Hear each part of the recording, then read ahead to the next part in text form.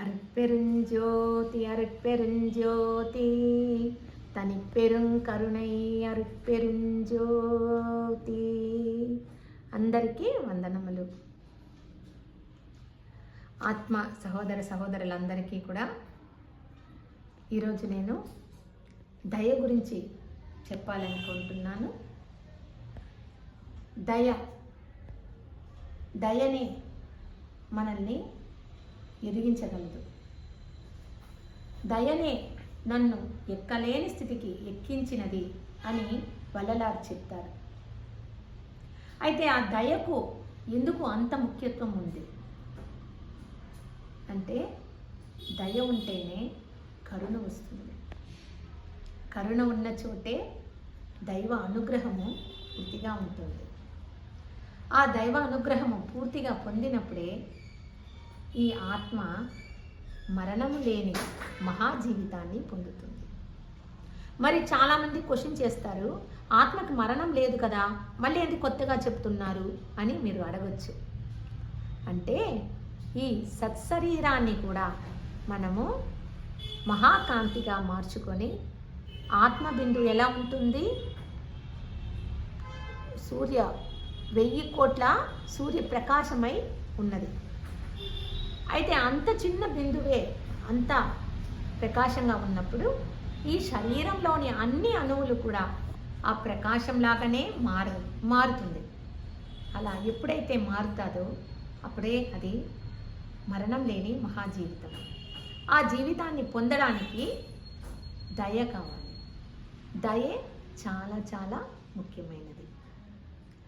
ఆ దయ అంటే ఏంటి అంటే వల్లలారు మనకి చెప్తున్నారు, ఆ దయ కలగడానికి జీవకారుణ్యమే మూల కారణము అంటారు. ఆ జీవకారుణ్యము మీరు చేస్తూ ఉండగా మీలో దయ పెరుగుతుంది అంటారు. ఈ జీవకారుణ్యం అంటే ఏంటి అంటే, ఆకలితో ఉన్న వాళ్ళకి ఆహారం పెట్టడం, వేరే ఇతర ఏ బాధల్లో అయితే ఎవరన్నా ఉంటే మన చేతలైన అంత సహాయము చేయడం, అది ఆత్మతృప్తితో చేయడం, దానినే దయ అంటాం. అసలు ఈ దయ అన్నది ఎలా మనలో ఏర్పడుతుంది అని మనం అనుకుంటే, ఈ దయకి మూలము ప్రేమ. ఎలా అయితే మనము మన బిడ్డల్ని ప్రేమిస్తామో అలా అందరినీ కూడా ప్రేమించడం నేర్చుకోవాలి. అలా ఎప్పుడైతే మనము అందరినీ కూడా సమానంగా చూస్తూ, సకల జీవుల్ని కూడా చూస్తూ, మన సహోదరత్వ భావాన్ని మనం ఎంతగా ప్రకటిస్తూ వస్తామో అంతకంత మనలోని దయ ప్రకటనమవుతుంది. సో ఈ దయ మనలో ఇంకా ఎక్కువ కావాలి అన్నప్పుడు మనం అందరినీ ప్రేమించడం నేర్చుకోవాలి.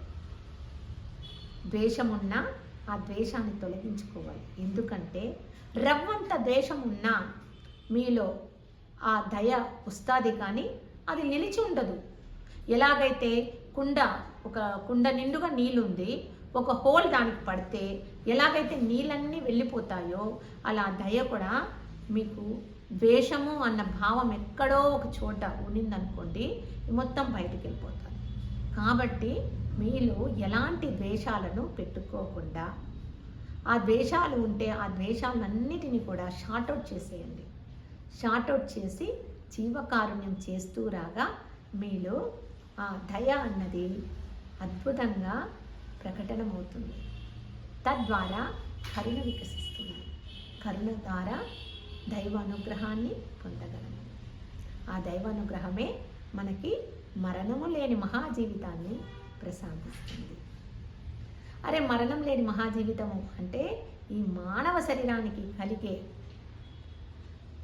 ఆ రోగము, దుఃఖము, భయము, ముసలితనము, మరణము, ఈ 5ని కూడా జయించుకుంటాను అని వల్లలారు చెప్పారు.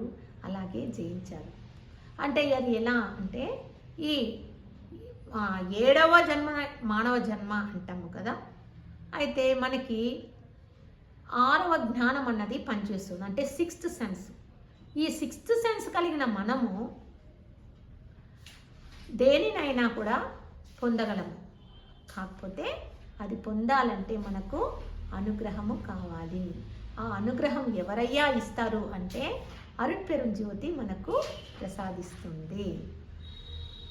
ఆ అనుగ్రహము పొందాలి మనం.